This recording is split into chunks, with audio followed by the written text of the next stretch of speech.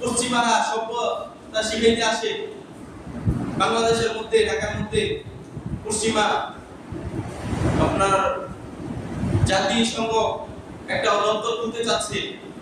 আমরা পরিষ্কার ভাবে বলতে চাই, আমাদেরকে সভ্যতা শিখাতে আসতে হবে না। আমাদের কাছে সিরাত রয়েছে, আমাদের কাছে সূরত রয়েছে। তোমাদের সভ্যতা তোমরা শিখো। 1400 বছর আগে আমাদেরকে সভ্যতা শিখাইতে হয় নাই, আজকেও আমাদেরকে সভ্যতা শিখাইতে তোমাদের আসতে হবে না।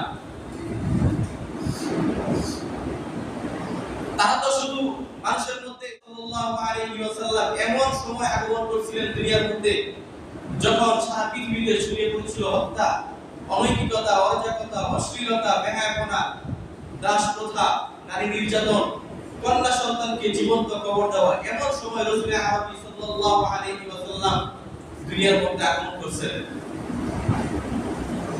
মাত্র 23 বছরে রাসূল আরবি সাল্লাল্লাহু আলাইহি ওয়াসাল্লাম গোটা আরবটাকে এক সভ্য জাতি হিসেবে পরিচালনা করেছেন, সভ্য জাতি হিসেবে তৈরি করেছেন।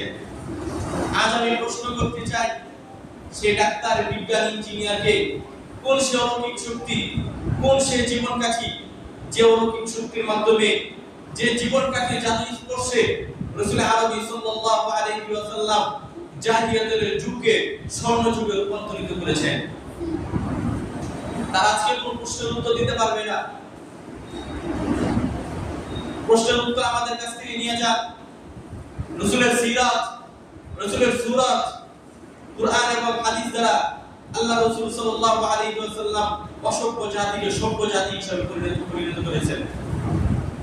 কিন্তু আজকে আমাদেরকে পশ্চিমারা সভ্যতা শিখাইতে আসে বাংলাদেশের মধ্যে, ঢাকার মধ্যে পশ্চিমা আপনার জাতিসংঘ একটা দপ্তর খুলতে চাচ্ছে। আমরা পরিষ্কার ভাবে বলতে চাই, আমাদেরকে সভ্যতা শিখাতে আসতে হবে না। আমাদের কাছে সিরাত রয়েছে, আমাদের কাছে সূরত রয়েছে।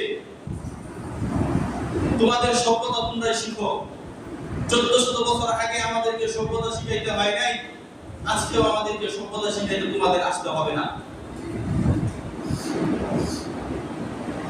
তারা তো শুধু মানুষের মধ্যে হিংস্রতা, বিভ্রান্তি, জনসমকামিতা এগুলা তৈরি করার জন্য, তারা ফিতনা সৃষ্টি করার জন্য তারা জমিনের মধ্যে আসছে।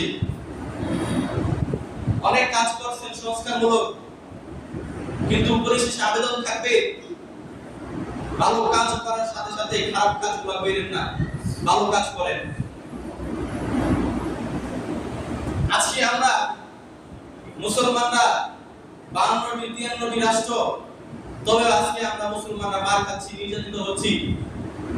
মুসলমানের বাচ্চারা আজকে সকালে বক্তব্যে যাওয়া বাদ দিয়ে স্কুলে চলে যায়, কালিমাটাও শিখতে পারে না।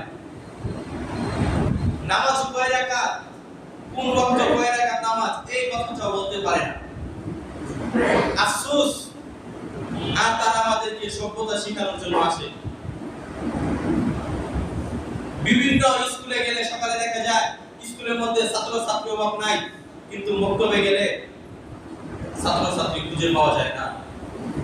ইসলাম থেকে আমরা আজকে দূরে সরে যাচ্ছি, এজন্য আমরা আজকে লাঞ্ছিত, অপদস্থ হচ্ছি।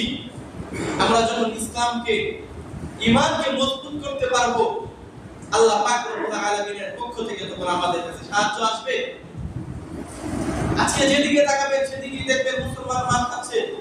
কোন ইহুদি, কোন নাস্তিক, কোন মুরতাদরা মার খায় না, তারা তো মার দেয় মুসলমানদেরকে।